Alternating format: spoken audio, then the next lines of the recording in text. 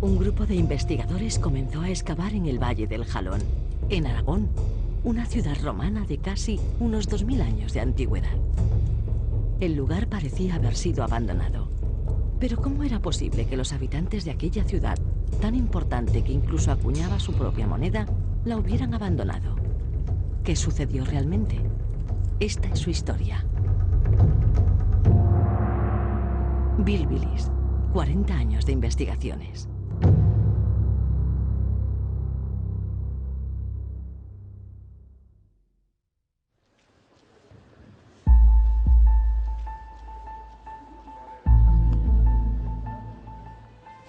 Mi nombre es Pilar Rivero y soy profesora de didáctica de las ciencias sociales. Mi trabajo es enseñar a interpretar a otros las huellas del pasado en el entorno. Por eso, siempre me llamó la atención el caso de Bilbilis.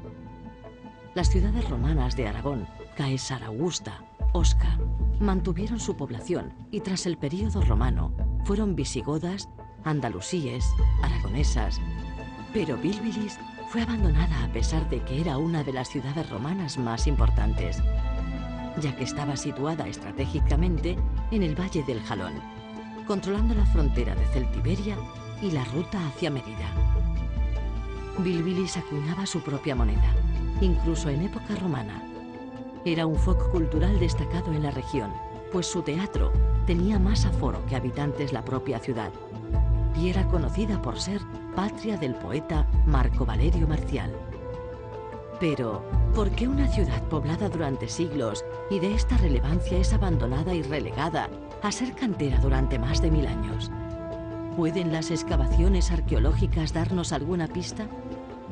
De mano de expertos historiadores, arqueólogos, ingenieros y a través de las huellas de la propia ciudad, me propongo encontrar respuestas a todos los misterios de Bilbilis.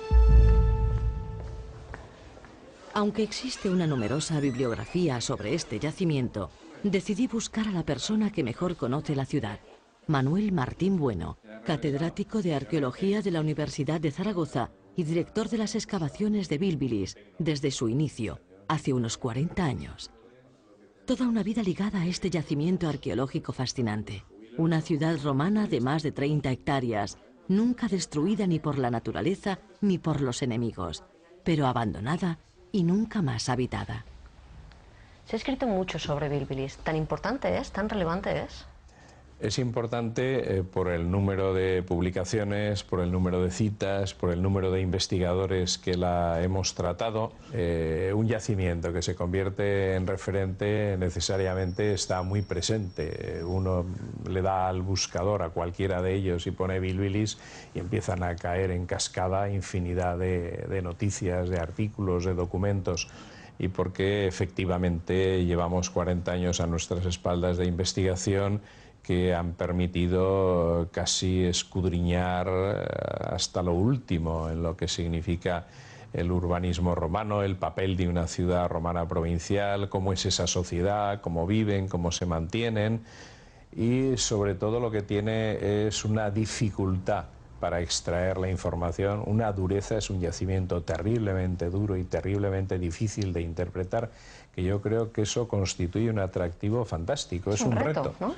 Y los retos hay que superarlos o apartarte, porque si no te aplasta. Y hace 40 años se conocía la ciudad, pero no se había excavado. Bilbilis siempre se supo, es de esas ciudades que nunca se pierde la noción de su existencia, pero hasta comienzo del siglo XX no hay las primeras excavaciones, que duraron 15 días, a final de los 60 la Universidad de Zaragoza, por mi mano, entra a investigar en Bilbilis, me quedo yo prendado del yacimiento, de sus dificultades, es un reto que hay que superar. A mí me siguen muchos más, muchos alumnos y discípulos jóvenes, y aquí estamos, 40 años después, y todavía en la brecha. Excavar Bilbilis. 3 nombres para una misma ciudad. El nombre original, Bilbilis, la denominación Bilbilis itálica y el nombre de municipio Augusta Bilbilis, que adquirió al otorgarle el emperador Augusto en el siglo I después de Cristo el derecho de ciudadanía romana. Pero para una ciudad hispana del siglo I, ser municipio romano, ¿qué significaba? ¿Era algo especialmente importante? Para saberlo con exactitud, me encontré con Guillermo Fatas, catedrático de Historia Antigua de la Universidad de Zaragoza, especializado precisamente en mundo romano. ¿Municipio es una ciudad romana con alguna característica propia? Sí, bueno, municipio es una ciudad romana, pero es que eso es ser mucho. En España en esa época, en la península ibérica, claro, quiero decir, habría a lo mejor 30 y tantas así, incluidas las grandes, Tarragona, Mérida, que se va a fundar porque en ese momento, Zaragoza, que no se había fundado todavía como ciudad romana. Y lo que significa ser romano y vivir en un municipio romano es que perteneces al grupo que domina el imperio.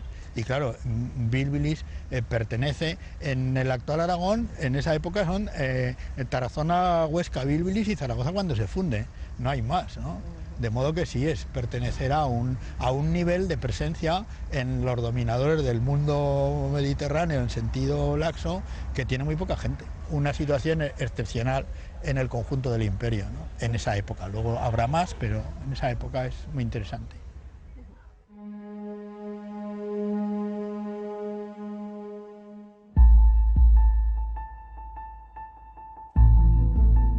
Era el momento de ver Bílbilis con mis propios ojos.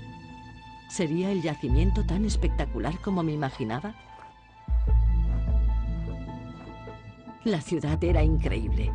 Bílbilis se levantaba entre los cerros de Bámbola, Santa Bárbara y San Paterno, a 6 kilómetros de la actual Calatayud. Los principales edificios públicos y de espectáculos de la ciudad se levantaron en época del emperador Augusto, en el siglo I después de Cristo. Estas construcciones la distinguían como centro cultural, económico y administrativo de la comarca. Su foro porticado estaba culminado con un templo dedicado a la Tríada Capitolina, los dioses principales del Estado romano. Visible desde los caminos cercanos a la ciudad, constituía un símbolo de civilización romana.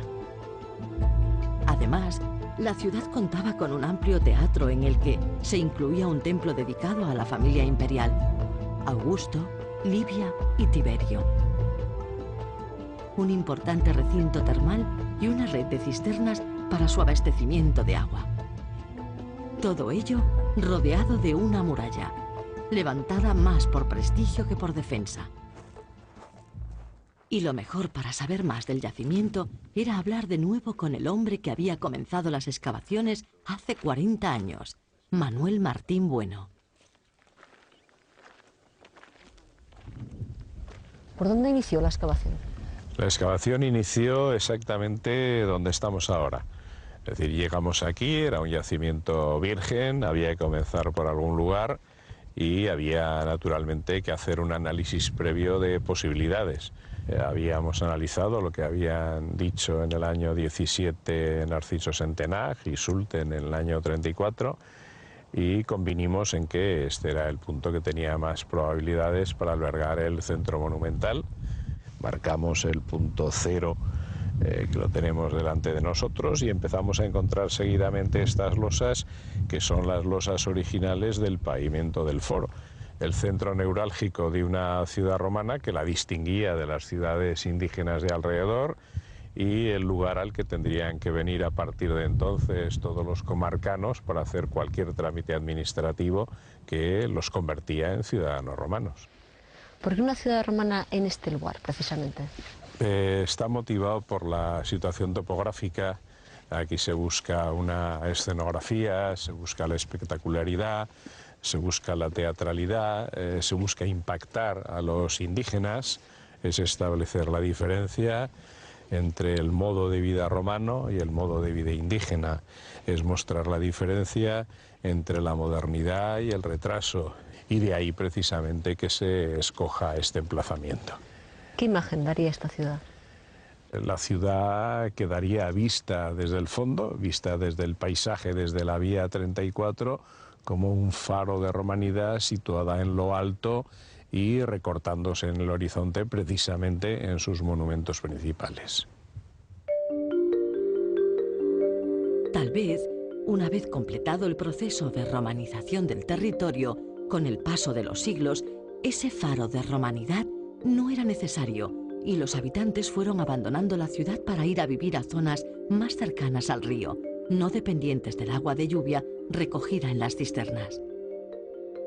¿Dejarían los bilbilitanos envejecer aquellos espacios monumentales que un día fueron ejemplo de modernidad para utilizarlos como materia prima para sus nuevas viviendas? No sería de extrañar, pues esto ocurre en todo el mundo romano, incluso en las grandes capitales, en la propia Roma. La excavación podía darme respuestas.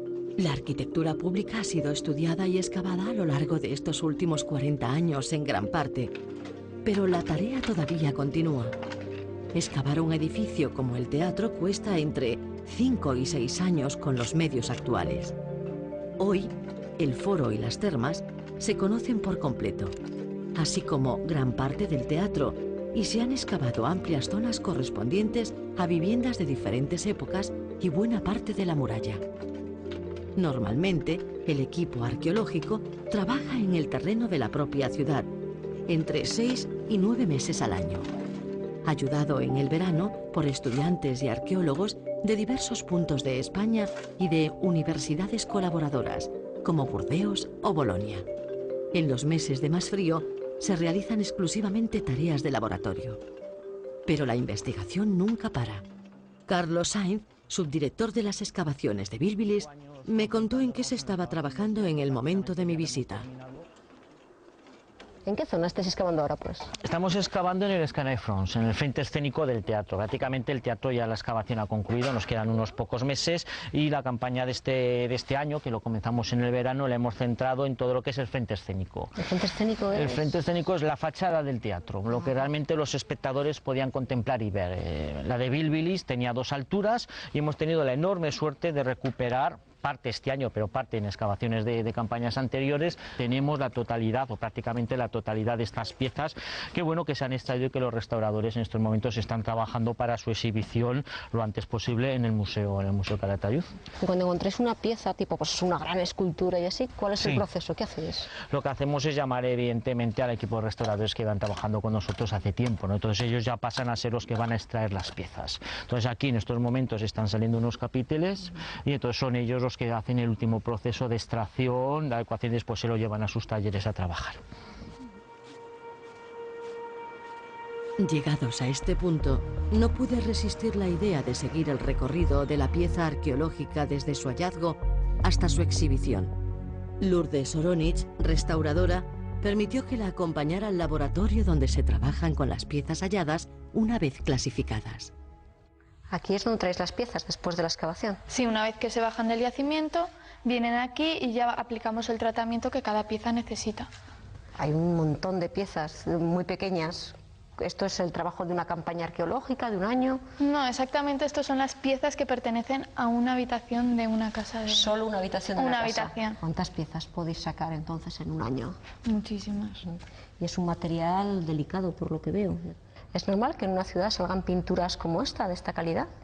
No, yo creo que el caso de Bílbilis es un caso especial, ¿no?, en el que la pintura no salga con tan buen estado de conservación.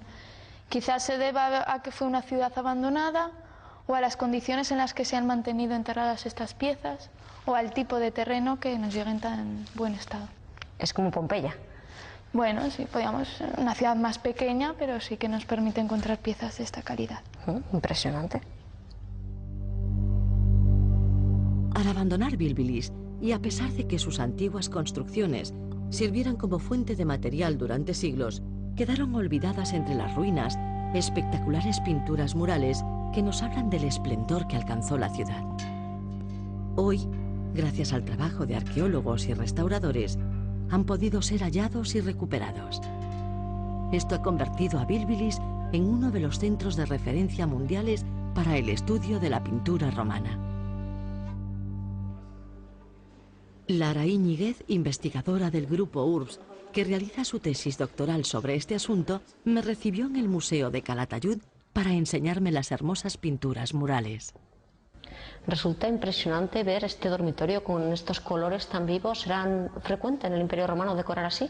Bueno, los romanos solían decorar con estos colores, pero evidentemente estamos en una habitación de una casa donde los dueños tenían alto poder adquisitivo. Pero no es una moda bilbilitana. En todo el imperio, en Siria, en Italia, se podía encontrar este tipo de color tan vivo.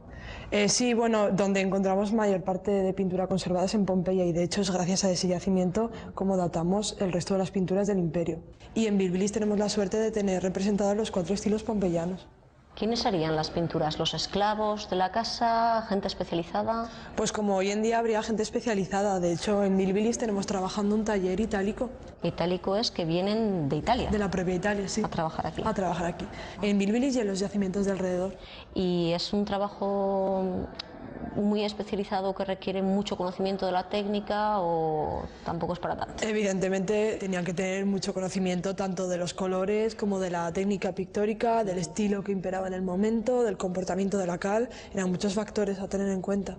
¿Y consigue durar bien? Sí, de hecho nos llega hasta nuestros días. El fresco es una de las técnicas pictóricas que mejor se conservan porque los colores están incrustados en la pared. ¿Es muy laborioso?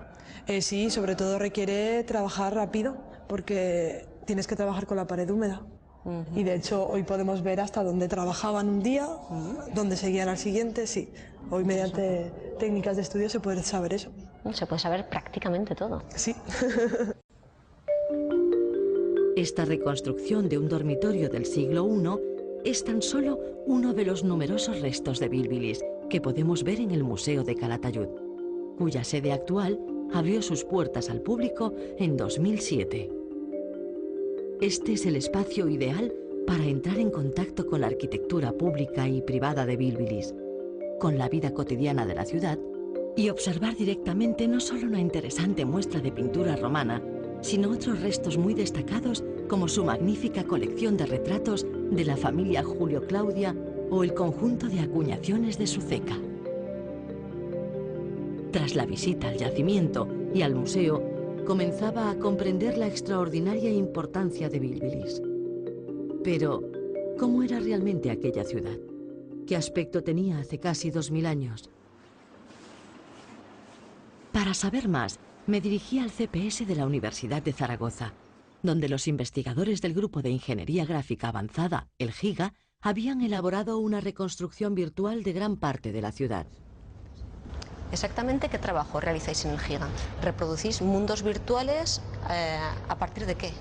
A partir de la información que una persona como un arqueólogo es capaz de imaginar en base a lo que él ha descubierto en el terreno, lo que él conoce, la historia y sobre todo lo que él se imagina. Entonces, el proceso es una transfusión de sus imaginaciones a nuestros conocimientos para poderlos plasmar en algo que al cerebro le gusta mucho, que es la imagen, que es a través de lo que entiende la mayoría. Eso es lo que habéis hecho en el caso de Bilbilis. Esto es lo que hemos hecho en el caso de Bilbilis.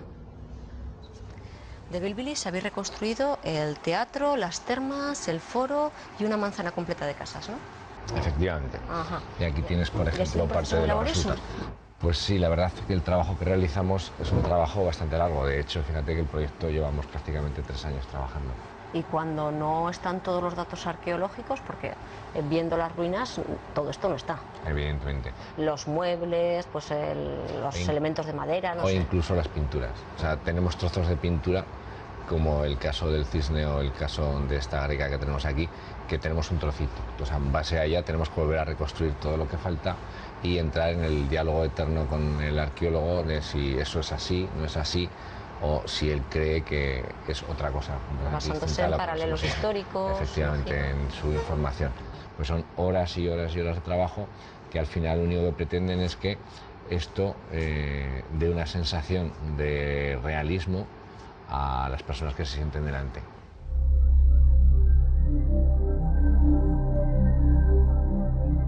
Gracias a la reconstrucción virtual de Bilbilis, podemos apreciar diversos edificios en todo su esplendor y hacernos una idea mucho más aproximada de lo que significó Bilbilis y de su importancia. Uno de los edificios que más me llamó la atención es el teatro con su capacidad de 4.500 espectadores, que excedía el número de habitantes. Sin duda un símbolo propagandístico de la ciudad. El Foro Romano era el centro neurálgico de la ciudad y su construcción era meticulosamente estudiada, teniendo en cuenta volúmenes, terrenos y distribución. En el caso de Bilbilis, este gran centro monumental está compuesto de fórum con plaza, templo y 2 pórticos. La comunicación entre la plaza y el templo se realiza mediante una monumental escalera. Las termas estaban asentadas en una ladera y tenían la particularidad de ser abastecidas de agua mediante cisternas. Los conjuntos pictóricos que las decoraban son de una calidad excelente por su variedad de composiciones y los materiales empleados. Las viviendas de Bilbilis están condicionadas por la orografía. El resultado es una red urbana pintoresca y abigarrada con casas que se comunican entre sí por escaleras, rampas o calles empinadas, algo alejado de la clásica distribución romana.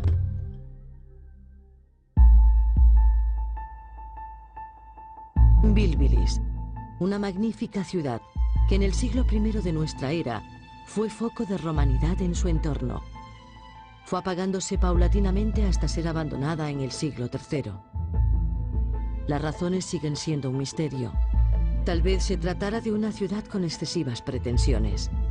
Tal vez fuera que la escasez de agua hiciera insuficiente su red de cisternas.